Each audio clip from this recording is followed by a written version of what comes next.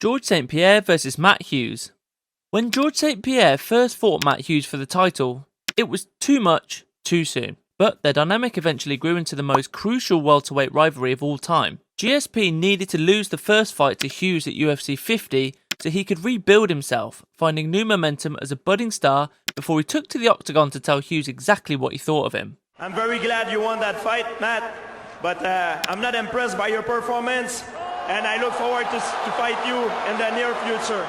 Okay, it's not the most vicious trash talk you'll ever hear, but he meant it. And from there, St-Pierre climbed back up the ladder to eventually dethrone his great rival in dominant style at UFC 69, emerging as the era-defining great we know him as now. The problem? GSP and Hughes had now won one apiece, but UFC 79's trilogy fight made St-Pierre's ascent very clear, while also hammering home the fact that Hughes' best days were behind him, a truly great and important rivalry within the history of the sport. Conor McGregor vs Dustin Poirier.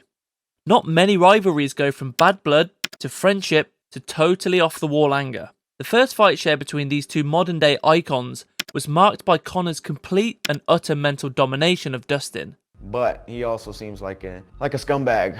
A scumbag is a strong word, but you know, it is what it is. Again, it sounds to me emotional. But when he first fought and KO'd the Diamond at UFC 178, there was absolutely no indication of what would happen next. Both men rose up the ranks, achieved great things, and met each other with respect at UFC 257, where Poirier would achieve his redemption 7 years after his first loss. But with that loss came some extreme tension between the two, and when they met again in the trilogy fight at UFC 264, Conor was full of rage and full of venom. Unfortunately for him though, a gruesome injury caused him to lose the fight by TKO, and at this stage, even though it wasn't necessarily the cleanest win, I think everyone would agree that Poirier is simply on a different level to Conor now.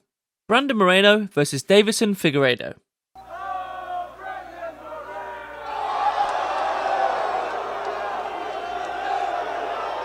It's a rivalry that pits the power and savagery of Deiveson Figueiredo against the indomitable will of Brandon Moreno. No other rivalry in UFC history has seen 4 fights fought, all for the belt, all fought consecutively, back to back to back to back. And after their spectacular instant classic draw at UFC 256, Figgy and Moreno each scored a win over the other, somehow setting up a 4th fight which seemed like it was genuinely needed. All other flyweights were forced to wait well over 2 years before getting anywhere near a title shot. In the end, Moreno was the one to take home the win in fight number 4, finishing Deiveson by doctor stoppage in round 3. There was minimal bad blood here, especially when compared to some others we'll mention in this video. But this was a technically thrilling quadrilogy of showdowns, and a must-watch for any incoming fans. Israel Adesanya vs Alex Pereira. 2 legitimate striking gods with some real history and a major point to prove? Yeah, this pairing was an all-timer. The rivalry was one that reached across 2 different sports, and it was just as violent in its early days as it eventually became later on.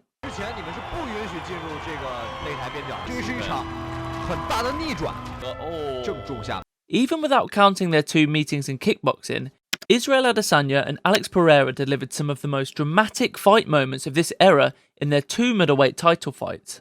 At UFC 281, Izzy had the technical advantage and seemed to be well on his way to a clear victory, only for Poatan to turn the tables with a wild 5th round KO, stealing the title in stunning fashion. Then, at UFC 287, when they met for the second time, it was Poatan who seemed to have momentum on his side, only for Adesanya to play possum, wait for the right moment, and nail Pereira with a killing KO blow. 2 masterful strikers at the peak of their powers engaged in a perfectly balanced dance of devastation. What's not to love? Dominick Cruz vs Urijah Faber. This one is a true classic. Back at WEC 26 in 2007, a young and underprepared Dominick Cruz bit off way more than he could chew against the superstar Urijah Faber, losing by submission in just over 90 seconds. Jump forward 4 years, and Cruz had reinvented himself as the smooth-talking defensive mastermind, and in an eagerly anticipated UFC 132 rematch with some real bad blood, he bested Faber in a truly great showdown to defend his UFC belt. Cruz wasn't just beating Urijah though, he was also beating his entire team of bantamweight contenders too, one by one, defense after defense. Plus, he always found ways to hilariously put down Faber's career whenever the Californian kid tried to take shots at him. You know, I think Faber needs to, keep coaching, keep trying to do his thing, because he obviously didn't listen. What are you talking about, Faber? When he won the trilogy at UFC 199 in 2016 to cap things off, it seemed like he had taken victory in the war, only for Faber's protege Cody Garbrandt to rise up and finally dethrone the elusive Cruz at UFC 207. Did Dom win the rivalry? Of course, but Urijah kinda got the last laugh. Conor McGregor versus Nate Diaz. Yet another Conor McGregor rivalry comes in next, and this time it's the surprise package that was Nate Diaz who stands opposite him. When lightweight champ Rafael dos Anjos was forced out of UFC 196 with an injury, Nate helped his case for a short notice booking with this all-time great call-out. Yeah, Conor McGregor, you're taking everything I work for, mother. You know what's the real fight, what's the real money fight is me, not these clowns that you already punked at the press conference. Who could have possibly predicted that the veteran Nate Diaz would finally step out of his brother Nick's shadow and shock the world by submitting Conor in round 2? But if we thought the rivalry was good then, it was the UFC 202 rematch where things really heated up. Not only was the pre-fight build-up unmissable, the fight itself was a bona fide classic, with Conor redeeming himself on the scorecards. Will we ever get round 3? Who knows, but this is a top 5 all-time rivalry without question. They could book the trilogy fight in 10 years' time and people would probably still tune in. Anderson Silva versus Chael Sonnen. On one side, you had the stoic master striker that was Anderson Silva, the long-time champion of the middleweight division and the owner of perhaps the greatest highlight reel in the history of the sport. But he's also a guy who doesn't really need to speak that much on the mic. On the other hand, you had the undefeated, undisputed Chael P. Sonnen, one of the biggest loudmouths in the game and a total underdog coming into their initial matchup. Anderson Silva, you absolutely But for all of us who thought that Chael came into their first fight at UFC 117 simply looking to make some noise, we thought wrong. He gave Silva the fight of his life in that first outing. It was an all-time great effort in an all-time great fight. And though he eventually fell to a last-gasp 5th round submission, he exceeded all expectations. Sure, he totally fell apart in their UFC 148 rematch, partly due to the most inadvisable spinning back fist ever thrown.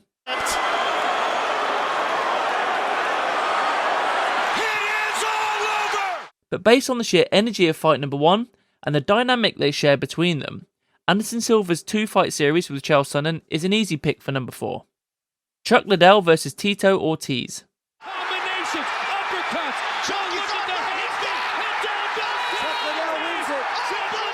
From former teammates to mortal enemies, the saga that saw Chuck Liddell rise up and eventually stop Tito Ortiz in his tracks was the defining mixed martial arts rivalry of the 2000s.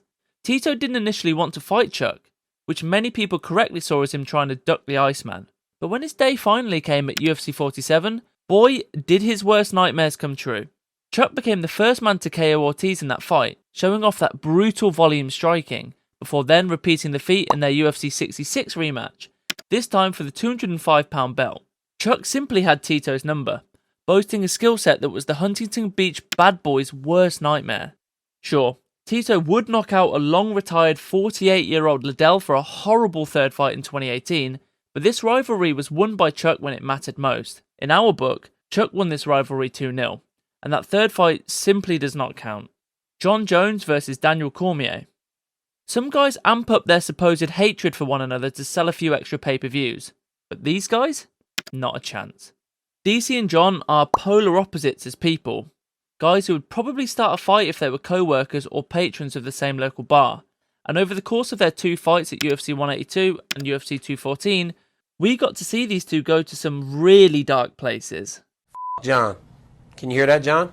You got your ass whooped today, buddy. No, I didn't. You're a pussy. Everybody say you're so strong. You're weak. Okay. What's even more interesting is that when Cormier, who lost the series 2-0, won heavyweight gold and finally moved on from his runner-up status to John, his great rival eventually went on to do the exact same thing, becoming a double champ in his own right.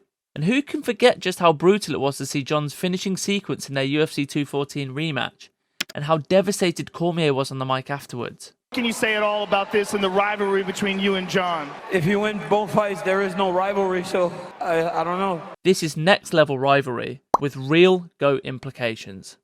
Khabib Nurmagomedov versus Conor McGregor. And in the top spot, could it really have been any other duo?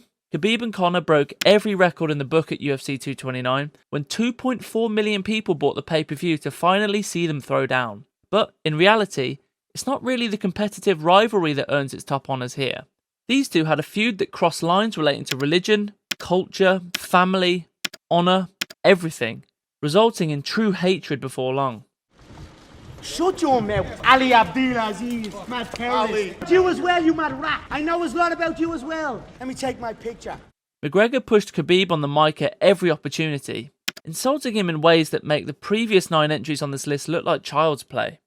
And then, after mauling Conor on fight night, the calm, reserved and respectful Khabib snapped, losing control of himself and causing the most insane post-fight scene of all time. No, and he's going right at Dylan Dennis. Us here, it looks like UFC security has corralled Khabib Nurmagomedov. Oh, now one of Nurmagomedov's teammates throws a right-handed cutter.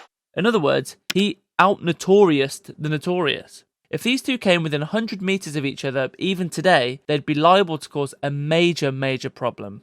But what would you consider to be the greatest UFC rivalry of all time? Or even in MMA in general? Let us know in the comments section below.